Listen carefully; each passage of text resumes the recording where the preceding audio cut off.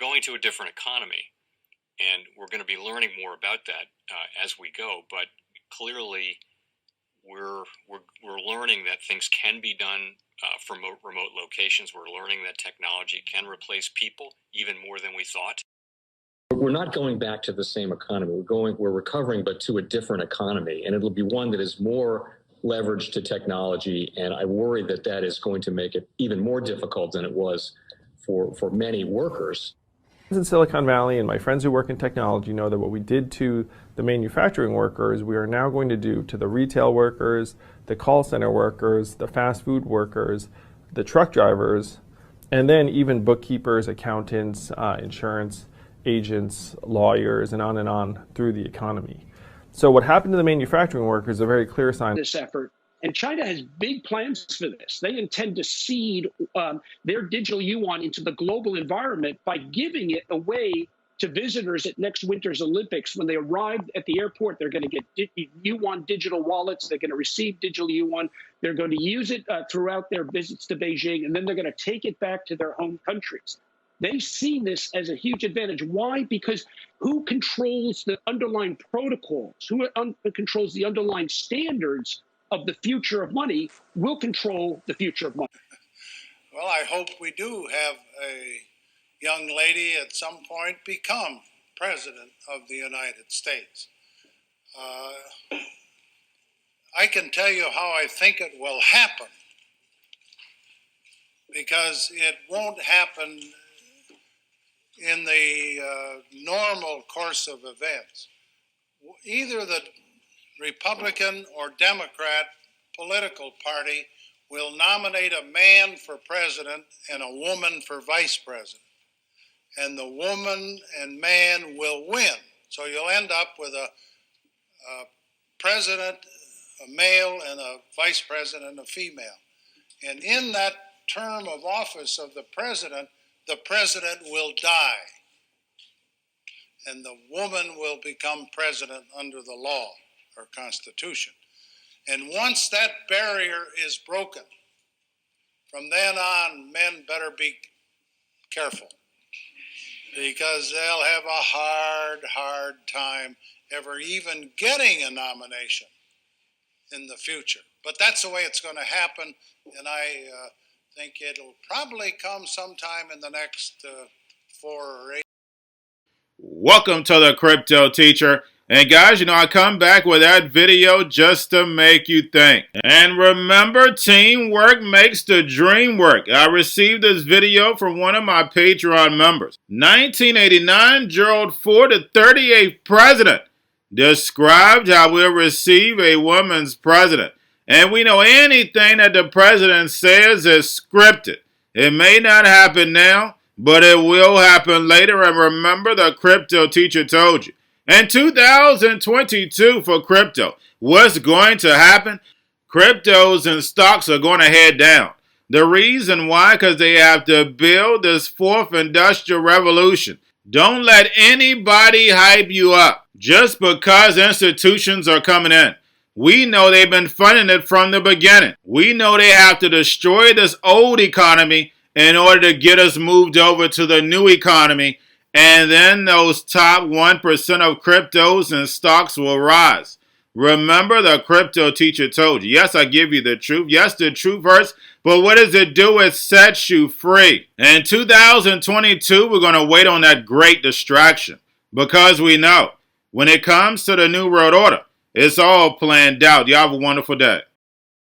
My employers, but back to your question, Joe, what are we going to be looking for in the next year?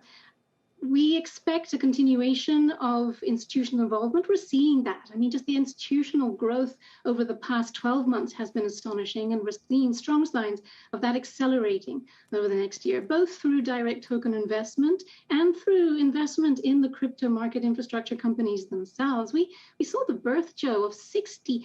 We have 65 unicorns, 40 of which appeared this past year, in the past 12 months. That's an average of 3 a month. That's quite astonishing. And that kind of investment in the industry, directly in the companies, is likely to accelerate given the amount of money out there looking for returns, and also given the the lower perceived risk. We also are seeing a greater interest from the institutions in a more diversified crypto portfolio. A year ago, Joe, you remember this, used to talk about it, Bitcoin, Bitcoin, Bitcoin. That was all they wanted to talk about. And then maybe ETH if they were feeling really daring. But now many investors are bypassing the two major cryptocurrencies directly and going to some of the riskier, but also higher return tokens that represent technological advancement, new cultural statements. The sector really has, I guess, disassociated itself from just the market leader, offering investors much more choice than they've ever had.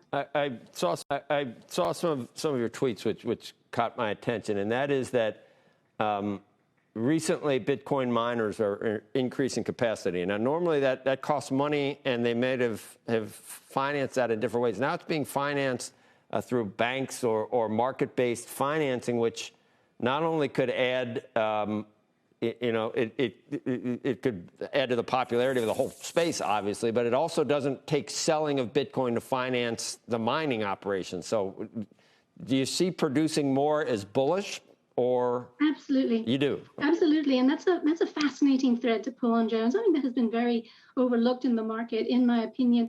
One of the big developments over the past 12 months was the migration of mining from China, of Bitcoin mining from China. And a lot of that went to the United States, which has two main effects. One, it changes the narrative around the energy consumption. Moving to North America does give miners access to a more diversified mix of energy sources, as well as enable them to participate in the establishment of more renewable sources, as well as strengthen some of the existing grids. It's changing the energy narrative around Bitcoin. But even more significantly, perhaps for the Bitcoin market directly, is the access that this gives Bitcoin miners to financing, be it through bank-based financing, like some credit lines that we've seen, or through market-based financing. We're seeing more and more Bitcoin miners list on public exchanges and actually do very well. What does this mean for Bitcoin itself? It means that whereas before miners had to sell Bitcoin in order to fund their expansion and operations, now they don't need to. They can hold on to that Bitcoin, and we're seeing on-chain data support that. Less new Bitcoin coming into the market is bullish. They can be The most powerful person in the world is the storyteller. The storyteller sets the vision, values, and agenda of an entire generation to come. Steve Jobs. And guys, you know I truly believe in this. When you look at the New World Order, they're the storytellers. And that's the reason why I wrote my New World Order book.